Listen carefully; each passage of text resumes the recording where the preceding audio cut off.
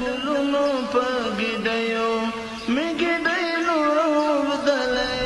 خپل هیواد مې راغولی خپل هیواد مې راغولی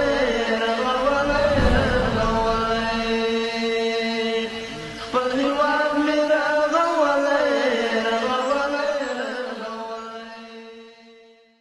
شازل مو ګران وطن زئی چې بیا کړو آباد د خپل وران کور مسکن زئی چې بیا کړو آباد شازل مو ګران وطن زئی چې بیا کړو آباد د خپل وران کور مسکن زئی چې بیا کړو آباد زئی دې شانو مېرو کې ګلونه کرو د وحدت اخوات بتخمونا کرو زید شانو میرو کی گلونا کرو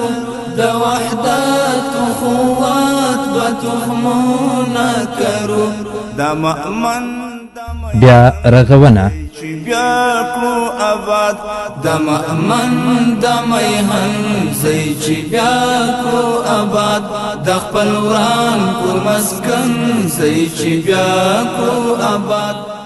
رغنیزې او ساختماني پروژې د یوې سیمې په اقتصادي خوځښت کې رغنده رول لري خو په دې برخه کې د لوی لارو فرعي سړکونو او پلچکونو جوړول ځکه مهم دي چې لرې پرتې سیمې یو د بل سره وصلوي تر شمال یو ځل بیا ګران هیواد د سیالانو او په مرسته یې ټرانزیټ او ښارونو ته د محصولاتو او خلکو لاسرسی ممکن کیږي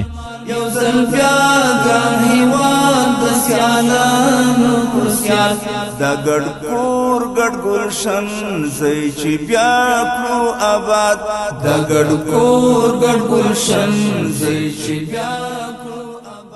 دغه چاره خلکو ته کاري فرصتونه برابروي او راکړه ورکړه اسانه او ګړندۍ کیږي ګران وطن زئی چې بیا کړو آباد د خپل وران کور مسکن زئی چې بیا کړو آباد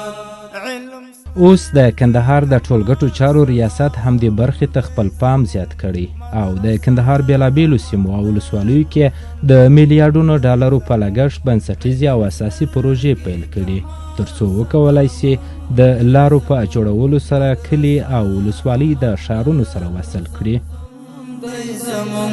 د عرفان باغ او بڼ زئی چې بیا کړو